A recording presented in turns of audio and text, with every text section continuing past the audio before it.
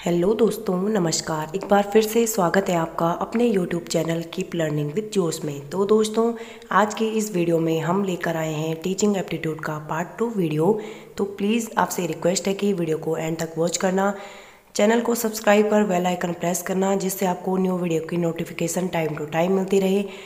और वीडियो का कंटेंट अच्छा लगे तो प्लीज़ वीडियो को लाइक कर अपने दोस्तों के साथ ज़रूर शेयर करना। तो आइए शुरू करते हैं आज की वीडियो के। दोस्तों, आज की इस वीडियो में 30 क्वेश्चंस हैं, जो वीडियो का पार्ट 2 है। पार्ट 1 वीडियो देखने के लिए चैनल की प्लेलिस्ट में विजिट करें, लिंक आपको डिस्क्रिप्शन बॉक्स में मिल जाएगा। अगर आपको हैंड रिटन नोट की PDF चाहिए फ्री में, तो आप टेलीग्राम ग्रुप ज्वाइन करें। टेलीग्राम ग्रुप का लिंक भी आपको डिस्क्रिप्शन में मिल जाएगा। दोस्तों, आपसे रिक्वेस्ट है कि आप चैनल को ज़रूर सब्सक्राइब कर हमें मोटिवेट करें। तो आइए शुरू करते हैं आज की वीडियो को। इसमें क्वेश्चन 31 से शुरू है। क्वेश्चन नंबर 31 है, विद्यालय में खेल आयोजन का उद्देश्य होता है। ऑप्शन ए है छात्राओं को किसी कार्य में लगाना, बी है शरीर को हष्ट पुष्ट करना, सी है कंपटीशन के लिए तैयारी करना और डी है बालक का सर्वांगीण विकास करना। विद्यालय में जो खेल आयोजन किए जाते हैं उसका जो उद्देश्य होता है वो है ऑप्शन डी, बालक का सर्वांगीण विकास करना। क्वेश्चन नंबर 32 है, वह अवस्था जब बच्चे तार्किक रूप से वस्तुओं और विषयों में दृष्टि प्रारंभ करते हैं, यानी कि सोचना प्रारंभ करते हैं तार्किक रूप से किसी वस्तु या किसी विषय के बारे में। तो ए है अधिगम संक्रियात्मक अवस्था, या इसे संवेदीगामक अवस्था भी कहते हैं। बी है पूर्व संक्रियात्मक अवस्था, सी है सूक्ष्म संक्रियात्मक अवस्था ऑब्लिक मूर्त संक्रियात्मक अवस्था और चौथा है डी, इनमें से कोई नहीं। तो इसका करेक्ट आंसर होगा ये पियाजे का संज्ञानात्मक विकास का सिद्धांत आपने B.Ed D.El.Ed में पढ़ा होगा। तो उसमें पियाजे ने विकास की जो संज्ञानात्मक विकास है उसकी 4 अवस्थाओं का वर्णन किया है। पहली होती है संवेदीगामक अवस्था या अधिगम संक्रियात्मक अवस्था, दूसरी होती है पूर्व संक्रियात्मक अवस्था और तीसरी अवस्था होती है सूक्ष्म संक्रियात्मक अवस्था या मूर्त संक्रियात्मक अवस्था और चौथी अवस्था होती है अमूर्त संक्रियात्मक अवस्था। तो जब बच्चा वस्तुओं या किसी घटना के बारे में तार्किक चिंतन प्रारंभ करते हैं, यहाँ पे प्रारंभ लिखा है, प्रारंभ करते हैं, तो वो अवस्था होती है मूर्त संक्रियात्मक अवस्था। इसका करेक्ट आंसर हो जाएगा। एक क्वेश्चन कई बार एग्जाम में रिपीट होता रहता है, तो इसको इन अवस्थाओं को आप अच्छे से डीपली पढ़ेंगे।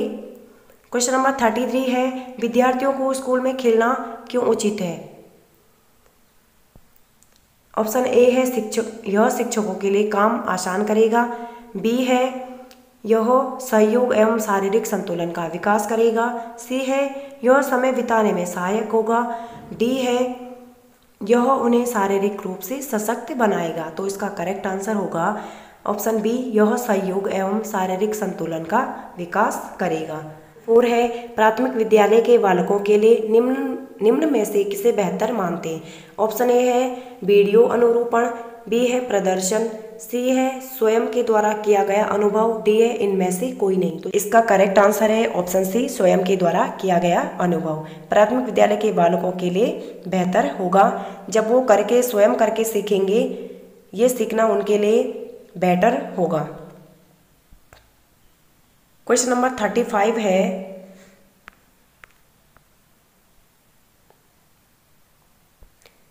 क्वेश्चन नंबर 35 है, छात्रों में अनुशासनहीनता के निराकरण का श्रेष्ठ उपाय है। ऑप्शन ए है छात्रों की समस्याओं से अवगत होना, बी है छात्रों से सीधे संपर्क स्थापित कर अनुशासनहीनता के कारणों को मालूम करना, सी है छात्रों को कठोरता से दंडित करना, डी है छात्रों में भयमुक्त वातावरण बनाना। तो इसका करेक्ट आंसर होगा ऑप्शन बी, छात्रों से सीधे संपर्क स्थापित कर अनुशासनहीनता के कारणों को मालूम करना अनुशासनहीनता के निराकरण का श्रेष्ठ उपाय होगा। क्वेश्चन नंबर 36 है, निरंतर शिक्षा के पतन के लिए जिम्मेदार कारक है। ऑप्शन ए है शिक्षक, बी है छात्र, सी है अभिभावक, डी है इनमें से सभी। तो इसका करेक्ट आंसर होगा ऑप्शन ए, शिक्षक निरंतर शिक्षा के पतन के लिए जिम्मेदार है। क्वेश्चन नंबर 37 है, कठिन प्रयास के बावजूद सफलता न मिलने पर क्या करना चाहिए। ऑप्शन ए है, इसे सदा के लिए भूल जाना चाहिए। बी है, पुनः नए सिरे से उत्साह के साथ प्रयास करना चाहिए। सी है, कार्य के प्रति लापरवाही करनी चाहिए। और डी है, इनमें से सभी। तो इसका करेक्ट आंसर होगा ऑप्शन बी, पुनः नए सिरे से उत्साह के साथ प्रयास करना चाहिए। ये हर इंसान के लिए सीखना चाहिए कि कठिन प्रयास के बावजूद भी किसी मकसद को या किसी उद्देश्य को, किसी मंजिल को अगर को हासिल नहीं कर रहा है तो उसे निराश नहीं होना चाहिए, बल्कि पुनः नए सिरे से उत्साह के साथ दोगुना प्रयास करना चाहिए और एक न एक दिन उसे उसकी मंजिल, उसका उद्देश्य, उसे सफलता जरूर मिलेगी। क्वेश्चन नंबर 38 है, एक शिक्षक की अपने सहकर्मियों के साथ किस प्रकार की अभिवृत्ति होनी चाहिए। यानी कि एक टीचर का जो सहकर्मियों का मतलब होता है कि जो उसका स्टाफ होता है उसके साथ कैसा व्यवहार होना चाहिए। तो ए है नकारात्मक, बी है आलोचनात्मक, सी है सहयोगात्मक, डी है रचनात्मक। तो इसका करेक्ट आंसर होगा ऑप्शन सी, एक टीचर का अपने सहकर्मियों के साथ सहयोगात्मक व्यवहार होना चाहिए। क्वेश्चन नंबर 39 है, शिक्षा के प्रसार एवं प्रसार से लोकतंत्र मजबूत होता है। बी है अंधविश्वास में कमी होती है, सी है आर्थिक विकास की दर बढ़ती है। तो इसका करेक्ट आंसर होगा ऑप्शन डी, ये सभी। शिक्षा के प्रचार एवं प्रसार से जब एक देश में जो शिक्षा का रेशियो है वो बढ़ेगा तो इससे पढ़े लिखे लोग लोकतंत्र में जाएंगे, इससे अंधविश्वास में कमी होगी और आर्थिक विकास की दर बढ़ेगी। जब लोग अच्छे से पढ़ेंगे लिखेंगे तो नौकरी पेशा अच्छा होगा उनका, तो लोकतंत्र भी मजबूत होगा, अंधविश्वास में कमी होगी और आर्थिक विकास की दर भी बढ़ेगी। क्वेश्चन नंबर 40 है, शिक्षा तभी सार्थक होगी जब ए है पाठ्यक्रम केंद्रित हो, बी है छात्र केंद्रित हो, सी है रोजगार केंद्रित हो, डी है समाज केंद्रित हो। तो इसका करेक्ट आंसर होगा ऑप्शन नंबर बी, छात्र केंद्रित हो, शिक्षा तभी सार्थक होगी। क्वेश्चन नंबर 41 है, शिक्षण की समस्याओं को हल करने का दायित्व किसका है। ऑप्शन ए है प्रधानाचार्य का, बी है शिक्षकों का, सी है समाज का, डी है शिक्षाविदों का। ये इंपॉर्टेंट क्वेश्चंस है, तो इसका करेक्ट आंसर होगा ऑप्शन बी, शिक्षण की समस्याओं को हल करने का दायित्व शिक्षकों का होता है। क्वेश्चन नंबर 42 है, शिक्षक की योग्यता एवं आचरण का सबसे अच्छा मूल्यांकन करते हैं। ऑप्शन ए है प्रधानाचार्य, बी है उनके शिष्य, सी है अभिभावक, डी है विशेषज्ञ। तो इसका करेक्ट आंसर होगा ऑप्शन नंबर बी, उनके शिष्य। एक टीचर की योग्यता और उसके आचरण का जो सबसे अच्छा मूल्यांकन करते हैं वो उसके शिष्य कर सकते हैं। क्वेश्चन नंबर 43 है, पाठ्यक्रम निर्माण में किस बात को मुख्य रूप से ध्यान में रखना चाहिए। ऑप्शन ए है शिक्षा के उद्देश्यों को, बी है छात्रों की आवश्यकताओं, रुचियों एवं योग्यताओं को, सी है शिक्षण अनुसंधानों को। तो इसका करेक्ट आंसर होगा ऑप्शन डी, इसका करेक्ट आंसर होगा ऑप्शन डी, ए और बी दोनों, यानी कि शिक्षा के उद्देश्यों को भी और छात्रों की आवश्यकताओं, रुचियों एवं योग्यताओं को भी पाठ्यक्रम निर्माण में इन बातों को मुख्य रूप से ध्यान में रखना चाहिए। क्वेश्चन नंबर 44 है, अध्यापक की कार्य क्षमता को बढ़ाया जा सकता है। ऑप्शन ए है परीक्षा फल के अनुसार पदोन्नति देकर, बी है कड़े स्कूल प्रशासन के द्वारा, सी है अध्यापक के कार्यों की सराहना करके और डी है अच्छा वेतन देकर। तो इसका करेक्ट आंसर होगा ऑप्शन नंबर सी, अध्यापक के कार्यों की सराहना करके अध्यापक की कार्य क्षमता को बढ़ाया जा सकता है।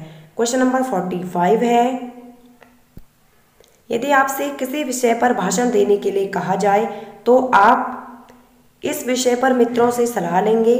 ऑप्शन बी है स्पष्ट मना कर देंगे, ऑप्शन सी है सहर्ष तैयार हो जाएंगे और ऑप्शन डी है कुछ देर का समय मांगेंगे। तो इसका करेक्ट आंसर होगा ऑप्शन नंबर सी, सहर्ष तैयार हो जाएंगे। क्वेश्चन नंबर 46 है, अनुशासन भंग करने वाले छात्र को दिया गया दंड ऐसा होना चाहिए कि।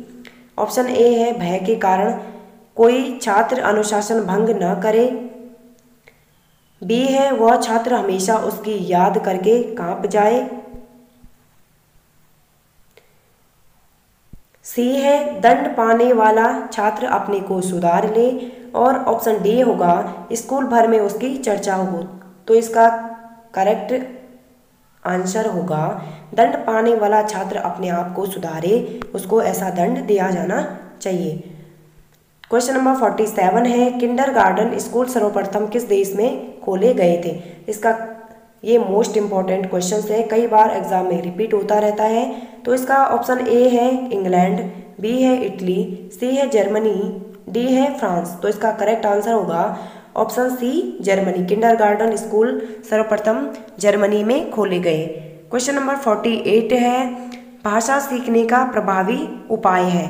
ए है पाठ्य पुस्तकें पढ़ना, बी है सहायक पुस्तकें पढ़ना, सी है अखबार पढ़ना और डी है वार्तालाप करना। तो इसका करेक्ट आंसर होगा कि भाषा सीखने का जो प्रभाव उपाय है वह है वार्तालाप करना। आप किसी भी लैंग्वेज को तभी सीख पाओगे जब आप खुद से बोलने की कोशिश करोगे या उसी समुदाय के लोगों से, उसी लैंग्वेज के लोगों से वार्तालाप करोगे। जब छोटा बच्चा होता है, जब घर में छोटा बच्चा होता है तो वो किस प्रकार से लैंग्वेज सीखता है, अपने से बड़ों का या अपने घर में जितने भी उसके फैमिली मेंबर होते हैं, जब वो उन लोगों से वार्तालाप करता है तभी लैंग्वेज को सीखता है। न कि पहले उसे पाठ्य पुस्तकें पढ़ने के लिए दी जाती है और कोई अखबार पढ़ने के लिए दिया जाता है कि ताकि वो लैंग्वेज को सीख सके, बल्कि उसे फैमिली के मेंबर्स उसे भाषा सिखाते हैं वार्तालाप करके। क्वेश्चन नंबर 49 है निम्नलिखित शिक्षण विधियों में से कौन सी विधि वास्तविक अनुभवों को प्रदान करने की दृष्टिकोण से उत्तम है। ऑप्शन ए है भ्रमण विधि, बी है प्रोजेक्ट विधि, सी है भाषण विधि, डी है पाठ्य पुस्तक विधि। तो इसका करेक्ट आंसर होगा ऑप्शन ए भ्रमण विधि। भ्रमण विधि के द्वारा माना कि हमें बच्चों को किसी ऐतिहासिक चीज़ के बारे में पढ़ाना है, हमें कोई मंदिर दिखाना है, कोई किसी राजा का कोई किला दिखाना है, तो हम उनको उनको किसी टूर के द्वारा भ्रमण कराकर उनको दिखा सकते हैं, उन चीज़ों को पढ़ा सकते हैं, तो उनको ज़्यादा ज्ञान, ज़्यादा नॉलेज मिलेगी अदर मेथड के द्वारा। अगर हम उसको पाठ्य पुस्तक यानी कि बुक से पढ़ाएंगे या फिर उनको प्रोजेक्ट बनाने के लिए देंगे, तो इससे बेटर जो होगा उनको वास्तविक अनुभवों को प्रदान करने के लिए वो भ्रमण विधि होगी। क्वेश्चन नंबर 50 है आजकल के आवासीय स्कूलों की तरह भारतीय पद्धति के स्कूल थे, वो कौन थे। ऑप्शन ए है मदरसा, बी है आश्रम, सी है गुरुकुल, डी है मकतब। तो इसका करेक्ट आंसर होगा गुरुकुल। ये क्वेश्चंस भी एग्जाम में आया हुआ था। क्वेश्चन नंबर 51 है खेल के माध्यम से शिक्षा मनोवैज्ञानिक है। ऑप्शन ए है मनोवैज्ञानिक है, बी है अमनोवैज्ञानिक है, सी है रचनात्मक प्रवृत्ति को दबाती है और डी है समूह प्रवृत्ति को दबाती है। तो इसका करेक्ट आंसर होगा खेल के माध्यम से जो एजुकेशन दी जाती है वो मनोवैज्ञानिक है। क्वेश्चन नंबर 52 है शिक्षण की डाल्टन विधि का आरंभ करने का श्रेय किसे जाता है। ऑप्शन ए है डॉक्टर डाल्टन, बी है पार्कहर्स्ट, सी है किलपैट्रिक, डी है पेस्टोलॉजी। तो इसका करेक्ट आंसर होगा ऑप्शन बी पार्कहर्स्ट को शिक्षण की डाल्टन विधि का आरंभ करने का श्रेय जाता है।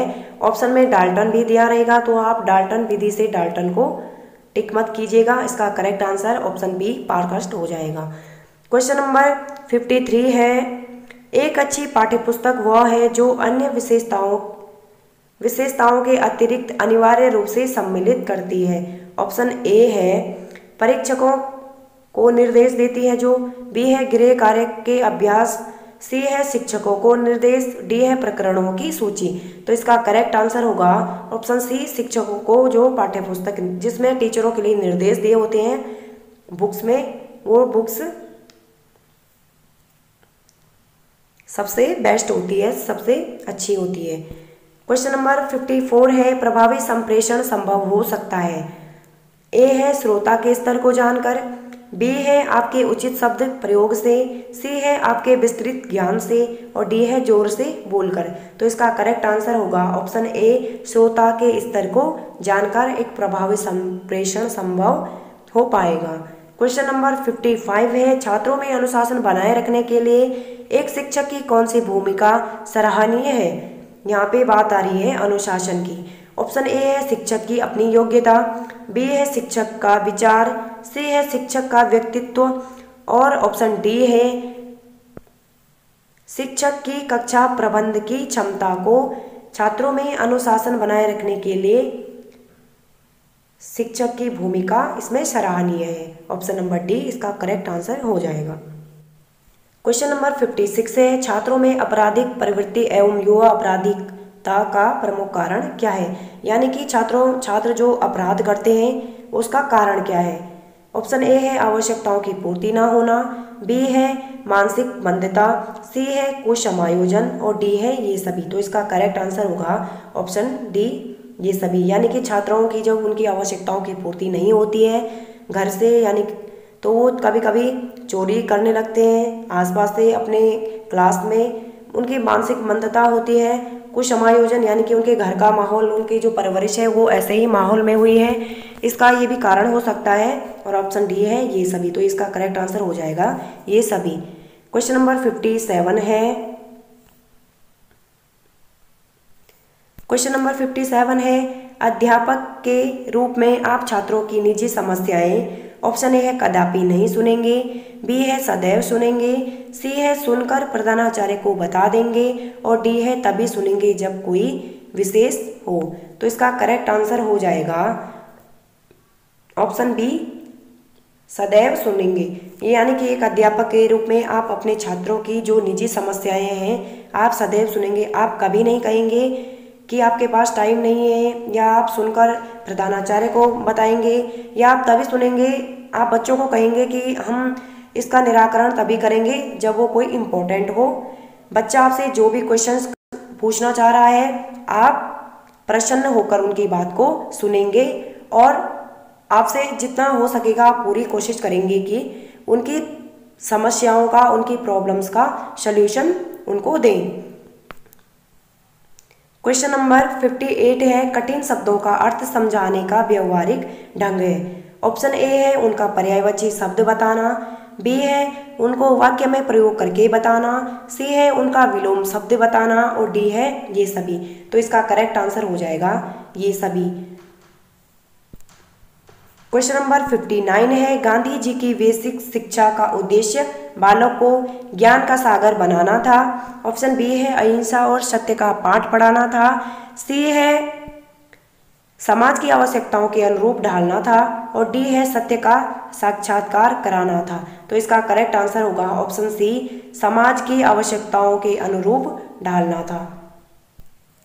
क्वेश्चन नंबर 60 है, कक्षा नायक का चयन करते समय अध्यापक को किस बात को ध्यान में रखना चाहिए। जो क्लास मॉनिटर होता है जब उसका चयन करेंगे तो एक टीचर को किस बात को ध्यान में रखना चाहिए क्वेश्चन पूछ रहा है। ऑप्शन ए है छात्र की बौद्धिक क्षमता को ध्यान में रखना चाहिए, बी है छात्र की अनुशासन के प्रति निष्ठा को ध्यान में रखना चाहिए,